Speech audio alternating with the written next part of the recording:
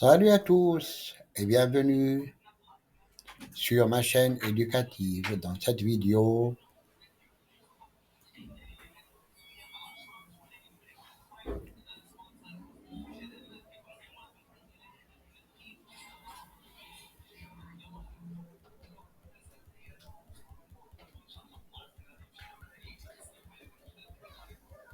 salut à tous et bienvenue sur ma chaîne éducative.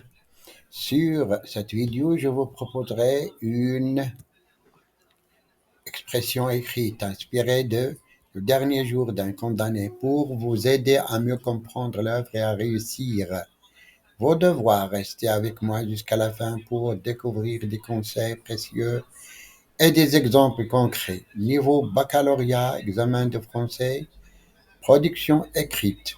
Chapitres 17, 18 et 19. Je répète, production écrite du chapitre 17, 18 et 19 du roman Le dernier jour d'un condamné. Le sujet de la production écrite énoncé. Le narrateur exprime un fort désir d'évasion, immédiatement freiné par une réalité implacable. Je répète, le narrateur exprime un fort désir d'évasion, immédiatement freiné par une réalité implacable. Pensez-vous que l'espoir de liberté puisse subsister même dans les situations les plus désespérées? Vous développez votre point de vue dans un texte argumentatif d'une vingtaine de lignes en vous appuyant sur des exemples précis. Les critères de correction, conformité à la consigne d'écriture, 3 points. La cohérence de l'argumentation, 4 points. La structure du texte, 3 points. La correction de la langue, 5 points. L'orthographe et la conjugaison, 2 points. La ponctuation et mise en page, 1 point. Passons maintenant à la correction de la production écrite possible. Votre réflexion sur le désir d'évasion face à une réalité implacable soulève une interrogation essentielle sur la condition humaine. L'espoir de liberté peut-il survivre lorsque tout semble perdu? Cette tension entre l'aspiration à la liberté et le poids des contraintes constitue un ressort puissant dans de nombreuses œuvres littéraires et fait écho à des expériences humaines profondes.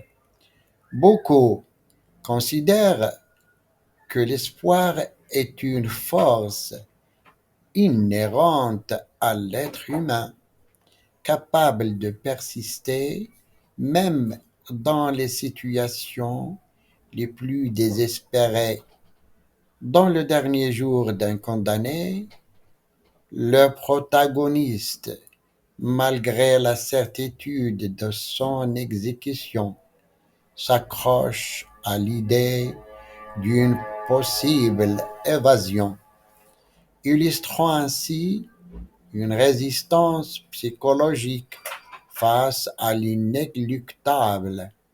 Ce besoin de s'affranchir des entraves, qu'elles soient physiques ou morales, alimente souvent un espoir indéfectible. L'histoire regorge d'exemples de personnes injustement emprisonnées ou soumises à des régimes oppressifs qui, malgré tout, ont continué à rêver de liberté et à lutter pour elle. Toutefois, la persistance de l'espoir n'est pas absolue à mesure que les échecs s'accumulent et que les circonstances deviennent insoutenables. Ces espoirs peuvent s'effriter jusqu'à disparaître lorsqu'aucun issue ne semble envisageable. Le désespoir peut finir par l'emporter dans le texte.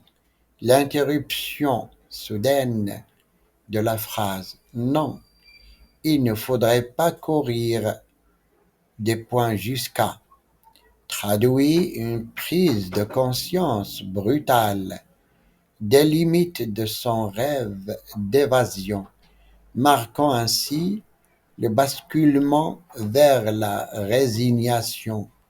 La littérature regorge de personnages enfermés dans des situations inextricables, car qui, à force d'épreuves, finissent par céder à la fatalité. En définitive, si la réalité impose des limites à nos aspirations, l'espoir de liberté demeure une composante essentielle de l'esprit humain. Sa persistance dépend de la résilience de chacun, de la nature des obstacles rencontrés et de la moindre lueur d'un possible changement. Bien que fragile, l'espoir peut être un puissant moteur de résistance et de lutte pour un avenir meilleur. C'est fini.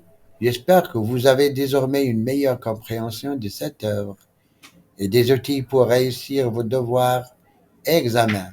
Si cette vidéo vous a aidé, n'hésitez pas à laisser un like, à vous abonner et à activer la cloche pour ne pas manquer les prochaines vidéos sur la littérature et l'analyse de textes.